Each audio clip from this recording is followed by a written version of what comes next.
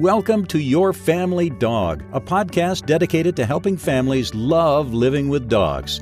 Here are your hosts, Julie Fudge Smith and Colleen Pilar.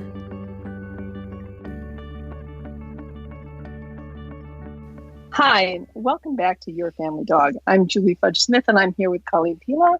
And today we have a very special guest, Michelle Sevigny, who is the owner and creator of Dog Safe Canine First Aid. She's also their head instructor.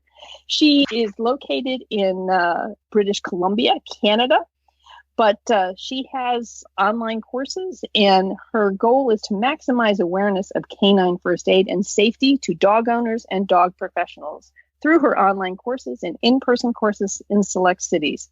Plus, she offers safety products and community programs. So thank you so much for joining us today, Michelle. We're really glad to have you here to talk about this really important subject that most people don't even think about until it's too late. Yes, thank you for the invitation. I'm pleased to be here. And thank you for all you guys are doing for dogs out there. So, yeah, good stuff. We're so glad to have you here, Michelle, because first aid is definitely one of those topics that you don't think of until it's 5 minutes after the time you needed to know. So what would you say is the most important thing families need to think about from the aspect of first aid for their pets? A lot of what we do, and because we're focusing on canine first aid and responding, but it starts way before that accident that happens. And there's so much that we can do, whether it's a family or dog professionals like yourselves, to prepare for that accident that happens. Because like you said, it doesn't happen like, okay, I'm ready, go. It's going to happen in the middle of the night. It's going to happen on a Sunday afternoon when we're just enjoying the family. So preparedness and the knowledge that we can gain can start now, and we do have a number of tips that we're going to go over, which is great to start. And the easiest thing is just to prevent. If I don't have to do anything at all in a first aid situation because it hasn't occurred, even better. So a lot of it, our focus is on prevention of illness and in injuries. So things like the puppy proofing of the house, for example, right? We talk about the electrical cords, and with so many gadgets around, we've got, electrical cords are getting more and more. So general puppy proofing, watching, doing a scan of your environment for things at the dog's level that can prevent, say, a choking situation. So everything, up off the floor. It's sort of your basic puppy proofing. We can also look at things that we don't normally think about. Can they get into the food cupboards in the kitchen? And as a trainer, people used to ask me, I'd love to teach my dog how to open up the fridge. I'm like, really? Do you really want to teach your dog how to open up the fridge? Let's think about that. So, we're just getting into spring now. So looking at the yard, right? A lot of spring cleaning is happening. So how are those chemicals stored in the garage? And, dogs will get into things that we don't think, like paint, where they're not, we don't think they're going to ingest something like that, but they're just curious, right? They're curious with their mouth. So looking at the yard environment as well. We've had a lot of storms up here in British Columbia this season, and a lot of fences and gates have taken a hit, so we're looking at things like exposed nails where dogs might be bumping into the gate when they're doing dog play in the yard, for example. Knowledge and training, right? Checking your dog's training knowledge of things like leave it, that getting that solid recall, dropping it. That will prevent something like a toxic situation, for example, or being hit by a car if they're out running without that solid recall. And not only just the injuries, but also the illnesses. So having a really good relationship with a vet, and you are your dog's primary caregiver, but your vet is a very valued part of your team. So we want to make sure you have a good fit with the vet, and looking at things like having whether it's annual or just a regular wellness checks, especially as the dog gets older. So, and also exercise. So adequate exercise and also appropriate exercise depending on the time of the year, the weather, your dog's fitness level to begin with, etc. So preventing illness or injuries is the easiest thing to do, and it's also something that we can start immediately, and it doesn't cost anything in the sense of going through that checklist. Awesome. That is very helpful. Very good. Very helpful. Well, I was thinking when you're talking about, broken fences and stuff, not just nails sticking out, but now you have splinters that we may chew on and get them lodged in our throat. And maybe chewing on something that has paint on it that we don't want them to chew on. So there's all kinds of reasons why you need to pay attention to the environment, not just because they might bump into something, but because it might be a temptation to mouth. Absolutely. And we know that dogs are exploring everything with their mouths. So it's, treated wood versus untreated wood. It's, flowers and plants and all those things as the bulbs come up in the springtime. And I've got a Labrador right now. So it's like everything gets, in the mouth.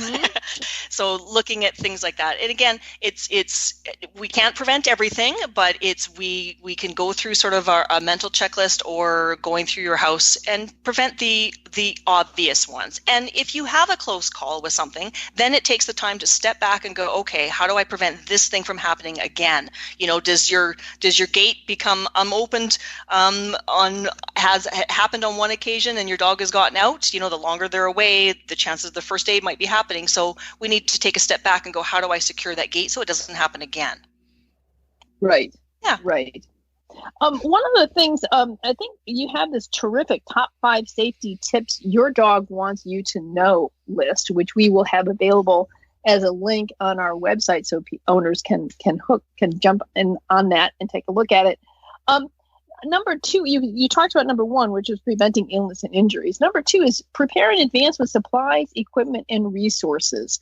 So if owners were to have just a few things on hand to help their dog out in first aid, what would you recommend that they go out and get immediately? So 2 things I'd recommend is 1, the supplies for your basics of wound care. The wounds are probably the thing that I get stopped in the parking lot the most. If they see Dog Safe on my car, people will run up and ask me about, my dog's got this in their paw. They've got this, it's wounds. It's those simple basic wounds. We can talk about CPR, and I think we will talk about, if we have got time later, but that's an unusual circumstance. It's the wounds that are sort of ones that, that come up all the time. So a canine first aid kit stocked with the basics of wound care and knowing how to use them. So things like the gauze pads, the non-stick pads, the vet wrap, etc. The other thing that I would keep on hand is something to help with aiding of transportation. So whether you've got a small dog or a large dog, it's something to help you if you have a serious injury, or whether it's just a lameness in a leg, they need help with moving to get to the vet, and that can cause stress. So things like a sling that you can use to help with a large dog walking. You want to have a soft and also a hard stretcher, so a small dog and a large dog, and also the ramp is also really handy to help them get into the vehicle, into your house, into the vet's office. So those 3 things to help with transportation, because that's what causes stress when you're having to get somewhere, someplace like to the vet without having the supplies. And then take the time to teach your dog what to do with that transportation. Teach them how to use the ramp before you need to do it. Keep it fun. Use the food, etc., so that they're not stressed by it. And the first time they're trying to use it is when they're hurting. We don't want that to be the first time. So making game out of the stretchers, making a game out of the slings. And the slings, the reusable shopping bags that we all use in the cloth bags. Those have got 2 handles. You just take scissors, you slice it down the side. Now you have a sling. Perfect. So it's something that you can keep on hand, and it's easy, and we probably already have it. We're just using it in a different way and teaching the dog in advance about how to use it. Do you have a photo of a dog wearing a sling that way? I'm sure I do somewhere on the website, and I can send you a link. I'm sure we've got a social media post about it. I'll send you the link if you want to do that in your show notes as well. That'd be really helpful because great. Because when you say it, I can totally picture it, and I can see how valuable that would be. But I think for some people, they might not picture it, and being able to see what you're talking about with this ordinary household item, that's really helpful. Yes. Because when you said sling, I was like, absolutely. I don't have a sling. I was busy giving myself bad dog family points right here. And now I'm like, I have a sling because I just learned how to make one. Yay me. And Colleen, what you just said about, giving yourself bad dog, when we're talking about these things that we can do in advance, I'm only talking about them is because I've been in the place where I haven't had them.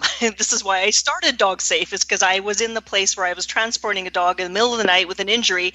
I didn't know how to do it. It didn't go well. And it left me with that, I'm a bad dog person. But then we look at changing things. So everything we do at Dog Safe is not about pointing fingers and blaming and you didn't do this and why didn't we do that. It's like, hey, we're all here because we love our dogs, right?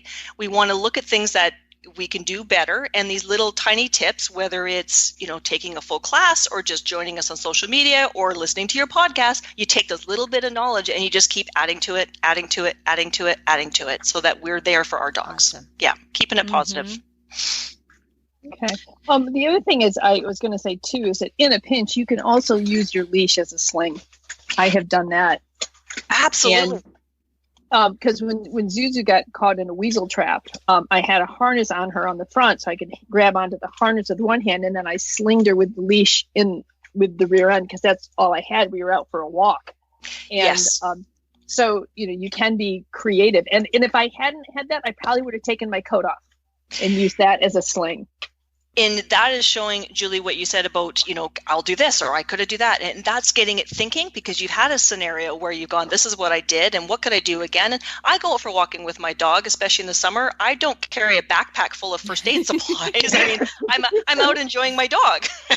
So then you've got to get creative. But if you've even thought about it, then it gets your brain working and thinking about what I could do if I didn't have that piece, because I've thought about it at one point. Mm-hmm. If you're what you might have at home may be different than what you may use when you're out, having a picnic or just going for a walk. So it's absolutely true. It trains you to be flexible. It trains you to be creative. But if you've addressed it initially in sort of that, real life scenario and the possibilities, then it just adds to that benefit when you really need it. And being things like a leash, absolutely. And the reason I like the slings with the shopping bag is because it got handles, and in emergency, grabbing a leash is not the same as having those secure handles, but it will absolutely work if that's all you have. So yeah, good thinking. Yeah. Okay. So those are all great suggestions. What are the third point in your five tips? Okay. Yeah. Is you think I should be able to count to 5, but apparently I'm challenged on that today. Know the 4 general signs of illness or injury and conduct regular head to tail checks. It seems to me that is an incredibly important one that everybody can start out with right now. Absolutely. Because again, when we talk about canine first aid, our brains sort of think, right, when you see the blood on the dog's paw, that's when, first aid is. Or we think of first aid as, CPR type of thing. But it starts, again, way before that happens. So the 4 general signs of illness or injury, just for almost any living thing, would be a change in appetite, a change in thirst, a change in their energy levels, and a change in behavior. And these are the first thing the vet's going to ask you when you go in there and say, are they eating, are they drinking, etc. So when I look at appetite, again, I have a Labrador. Everything is about food. She's running across the yard to go where the food is in order to get fed in the breakfast for the morning. When I'm thinking about, is there something going on with my dog physically, I may notice something in a change in appetite. And it doesn't mean that I'm not eating, she's not eating breakfast at all. It may mean when she's running to get to that breakfast, she's doing it in that trot where normally she would do it in a full-blown run. Well, what is going on there then for her in a physical manner, because that ability to go get her food is different? Or the thirst, maybe they're drinking less, and then the question becomes, well, how much do your dog normally drinks on a day? Yeah. Right? And we can guess, but so we recommend documenting this so we know this is the food they eat. And when I'm talking about food, I'll look at stuff going in and stuff going out. So on that food sheet will be, this is what your dog eats, this is how much they eat, this is a change in their feces one day, this is the single vomiting episode at 3 a.m. It all goes on that sheet because it's about digestion and food and what's going on. So thirst also becomes, how much water are they taking in? How much is there? So at least annually check how much water your dog is taking in. So it's just a 24-hour period, fill up that measuring cup, put it in the dish, let them free drink all day in 24 hours. At the end of it, you're either checking how much is less or if you've added more, so that you have an idea. My dog drinks 3 cups of water approximately every day. Excellent. So when I start to think, I think she's drinking more, you test it. Now she's drinking 6 cups a day. Something is going on. All things being equal, weather, exercise, etc. So again, energy levels, what is normal for your dog? And then the behavior one is really, really critical. This is the one that will really tip off to you because you know your dog's best, right? The family knows the dog best. what is going on. And we want to kind of try and rule out the behavior from a training perspective, right? Something may be changing. So for example, a dog that alert barks at the neighbors whenever somebody walks by the street and they bark just as they're walking by. Maybe they've stopped barking and you haven't done any training, to have them stop barking. So what's going on? So it might be the absence of a normal behavior. That could be a physical basis. Maybe they're not feeling quite as well that they feel the need to alert bark, or they don't, I don't care what's going on outside. I'm more concerned about what's going on in me, because our dogs don't raise the red flag to say, I'm hurting inside. We look at things like a change in behavior. Another example, my dog, this last 10 days, she's had an injury in her back right knee area. But a few weeks before that became more obvious, she was sitting on the couch and sitting more than laying down. Normally they jump on the couch, do a little spin, lay down. Well, she'd be jumping on the couch and sitting and looking at me. All things being equal, anytime where I'm asking myself, or I would encourage other dog owners to ask themselves, if you're thinking, that's weird, make a note of it, right? So I made a note of it. Seems to be sitting on the couch more than laying down. And then as the week went on, now look what's appearing. Now look what's appearing. When did it start? It didn't start the day she yelped. It started back when those other things were going. So that's sort of that change in behavior. It just gets us in the mindset of really observing our dogs, and making a note of it is important part. So documenting in whichever way works for you. We have a product that, will prompt you, and it's a journal that you can write things down, but any method is going to work to get you really in tune with your dog. Awesome. Mm-hmm. Yeah, that's really helpful, because changes do tend to kind of creep up, and then you don't know exactly how long has this been going on or anything like that. Yeah, absolutely. And then just finishing up there with the conducting the regular head to tail checks, the same thing. We got to know what's normal for a dog, so that when we find that lump on them, well, when did that start? We recommend about once a month getting your hands on them, so you're feeling your dog all over, you're looking at your dog all over, you're smelling them all over, and you're listening to the sounds that they make for either additional sounds or things on their body, or the absence of it may signal that something is going on. And again, just document it so that we know what the baseline is, because every dog is different. Right. And I think the other thing is we're not asking you to write an essay on what's going on with your dog. This can be just a sentence or two, like sitting more on couch than lying down. That's all you need to write down, or, nails, heard the nails on the floor. That may mean, hadn't heard them before. I mean, it can be very simple little things. Yes. And then we did one on a checklist that we'll make a link to as well, a monthly checklist that you go through the questions and answer either yes or no. I find the checklist really helpful. I do that once a month with my dog. And then if I have a weirdness, like the middle of the night vomit, I try to throw it back into this month's thing. I'll add a little date and say, okay, here was, I discovered a vomit or whatever. My dog is getting older and he's doing well, but some days he skips breakfast.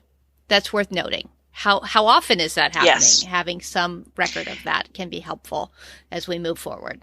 Absolutely. And it can be done in whichever way that's going to work for you. That works with your brain, it works with your lifestyle and your family. The point is just getting it down somewhere, because things like a simple vomit, it might just been they got into something on that walk and you'll never, it's done, it's over.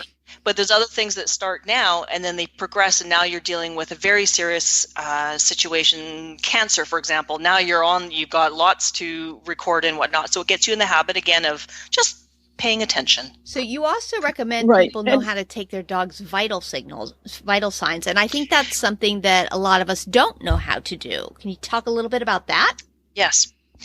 You bet. So vital signs are like the signs of life. So it's the first thing your vet's going to do when you walk in going, something's wrong with my dog. So it's the first things that we can do when we're at home. So it can help us make the assessment, I need to go to the vet now, or maybe it's something that I can then monitor at home because I know all these other things about my dog, and make the assessment that my dog is more comfortable at home and I don't need to go to the vet yet or ever. So when we're talking about the signs of life, we're talking about respiration, we're talking about heart and pulse rate, and we're talking about body temperature. The body likes to be, within those normal ranges. If it's out of that range, to what degree can signal different trauma in the body and how we're going to react. So for example, respiration, the normal rates 15 to 30 breaths per minute is the average respiration rate for dogs. The smaller the dogs, the faster the respiration rate generally. The larger the dog, the slower the respiration rate generally. And just catch it while you're watching your dog sleeping or they're relaxed at home. Watch their chest rise and fall for a count of 1. Check over a number, say 15 seconds, times that number by 4. That gives you your respiration rate per minute.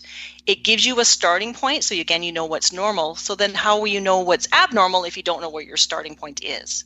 So respiration rate is an easy one. Heart and pulse rate, the average ranges are 60 to 160 beats per minute. Again, like the big Irish Wolfhound or the big Great Dane, they're going to have this lower heart rate generally, like think of a big elephant. Or the smaller dogs, everything about them is fast. They're going to have generally a faster heart rate. And 2 ways you can check it. Check your dog's heart on their left side of their body. So you can do it when they're standing or when they're laying down. And just bend their elbow back to where it kind of naturally hits the chest. Place your hand in that area, and you will feel the heart beating. Check how many times it beats in 15 seconds, times by 4. That'll give your beats per minute. Don't be alarmed if you cannot find your dog's heart on that body. Some dogs might have, really thick undercoat or whatnot, or a little extra layer of fat maybe. So another place you can find is the femoral artery, which runs down the femur or the back leg, either leg of the thigh. Just clasp your hands on the inside of that thigh, kind of up where the leg meets the body, and wiggle around with about the pressure you would use to find your own pulse on your neck or your wrist, and until you find the one that's beating. It's there, and you just got to, once you're in the general area, you will find it. Again, count how many times in 15 seconds, times by 4. That'll give you your heart or pulse rate per minute. Again, it's a good starting point. So if something's going on with your dog, you might have an increase in that pulse rate, and it might signal to you something's more serious, something's more traumatic. I need to get veterinary assistance with this. And then again, like the other ones, keep it fun. Keep it, your dog's going to go, what are you doing if you've never done that before? So making sure you're keeping a fun game out of it, lots of treats while you're digging around down under there, and practice until you're comfortable by going, oh, yep, there it is. Oh, yep, found it, there it is. So you're not wondering where it is when you really need to know. The last vital sign is the temperature. Again, bodies like to be in that normal range, which for your American listeners is 100 to 102 Fahrenheit. Think of that Disney movie, 101 Dalmatians. Boom, you're right in the middle there. And then for your Canadian or international listeners, 37.8 to 38.9 Celsius. That's what the dog likes to be. So you need to know, again, what's normal. We are using a rectal thermometer. So that's another piece of equipment you want to have in your first aid kit. I tend to keep, my dogs have theirs, I have my own, they're separate. So we get a different one for your dog. And again, keep it fun. Follow the directions on your thermometer. You're only inserting it just a little bit past that silver tip. Most of them have the silver tip for the readouts. And then again, record it so that you know what that baseline is. And then if something happens in the future with your dog, you're like, oh, okay, I think she's hurt this or she's not eating. Take your vital signs. Are they normal? Are they out of range? It will help you make a decision. Yeah, we did that. When I tried to take a temperature, my dog, Bingley, he just seemed off one day. It's like, yeah, you're just off. And his back was kind of arched. And I'm like, what is going on? And I took his temperature. It was 103. And I finished getting ready. I took it again, and it was starting to creep up. And we immediately went to MedVet. It was that one, he wasn't acting normal, but it was really that temperature that told me this needs to be taken care of. And it was that I've always been really grateful for learning how to do that, because his temperature just kept going. It finally went up to at least 105. So I started going up fairly high, and luckily we were at the vet and they were able to get it down again. But yeah. And what was not the that outcome? hard to do. What was the outcome, Julie?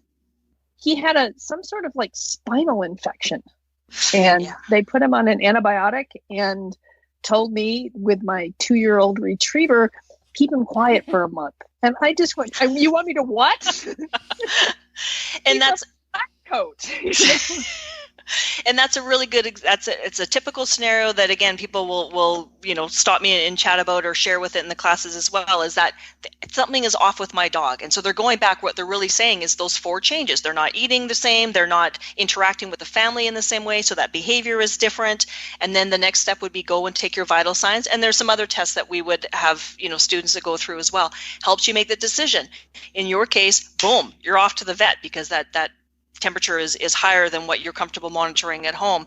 In other cases, it might be, the dog might be not eating quite the same, but all the vitals are normal. Well, maybe I'll choose to monitor for 12 hours or 24 hours and then go or not go. So it empowers you to also look after what can I do to help with my dog in their most comfortable state as well.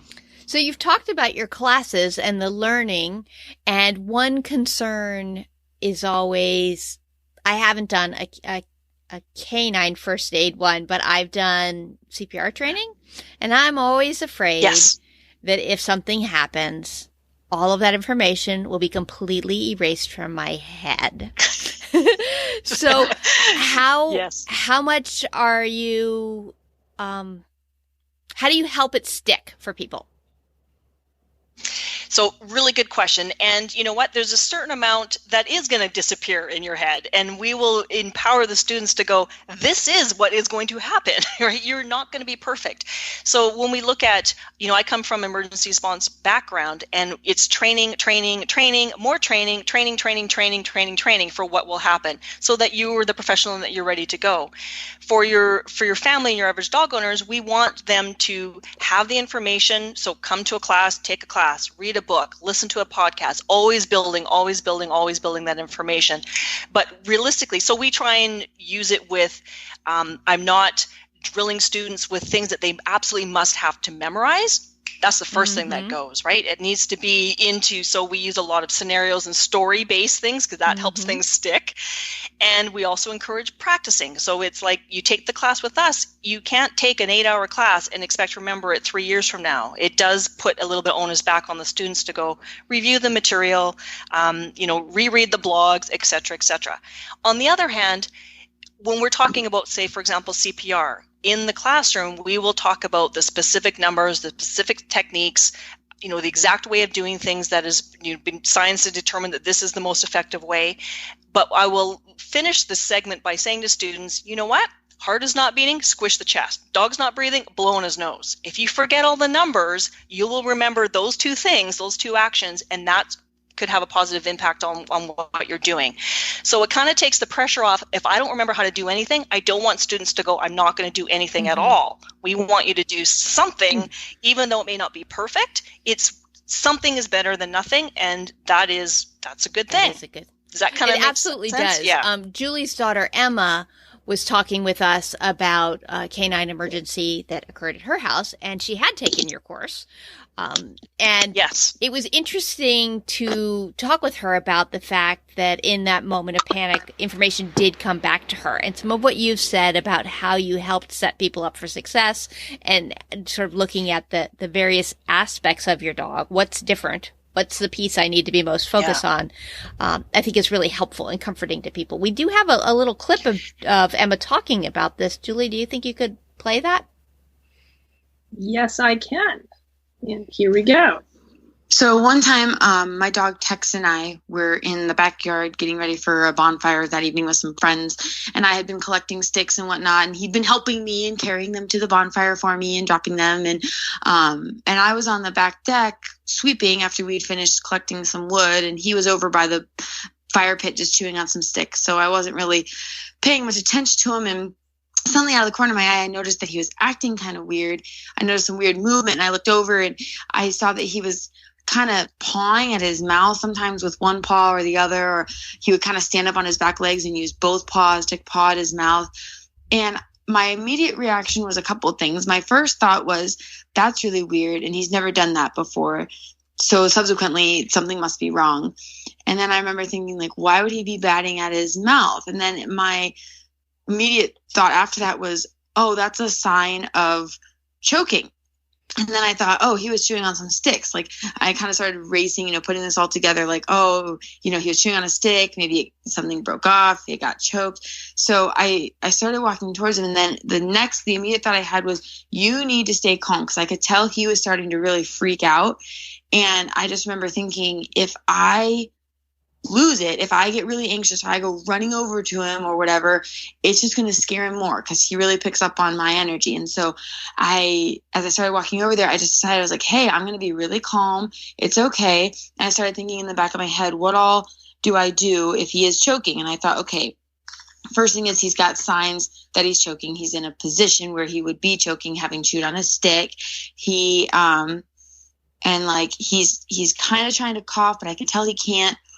And I remember thinking, okay, I'm going to open his mouth. I'm going to look what's in there. I got up to him and he looked at me, and I could tell he was trying to decide basically how nervous to get. So I started yawning. I remember okay, I need to start sending him some calming signals. Hey, it's okay. I kind of yawned. I said, hey, buddy, you're all right. And I got a hold of his collar, and he just really calmed down. Like, he was a really trusting dog. And so I took him in sort of a vet tech hold, and I opened his mouth, and I saw a stick at the back of his mouth. So I used my 2 fingers and just swept across the back of his mouth, and was able to grab the stick between my 2 fingers, and it just popped out to the side of his mouth. And then he was totally fine. He coughed a little bit after that, but then he was fine. He had a little cut on the top part of his jaw. And that wasn't very serious, and I didn't ever notice it again, so it must have cleared up pretty quickly. But I just remember thinking, afterwards I was like, wow, I know a lot of times you go through this first aid training and you remember thinking okay, this is all great in practice, but how much am I going to remember this in real life situations? How much am I going to remember, be calm, or how much am I going to remember the stepwise process of putting the pieces together and then approaching the dog and then checking his mouth and then clearing his airway. But it all actually just kicked in. I remember very specifically and purposefully thinking through the steps that I had learned in first aid training. I remember thinking very decisively, I need to. All right, there we go. Yay, Emma! You know what? And it's when I hear people will send me emails, or I get to hear stories about when they put some of their canine first aid training into practice. And while we never like to hear about dogs being hurt, I get it's just yay, right? And they'll always say, I didn't do it perfectly, but I did it. And it's that's it. That's all I want. It's it doesn't have to be perfect, but you did it, and you had some knowledge to put in there and skills. And that's yay, Emma, yay, Tex. Oh, that was lovely.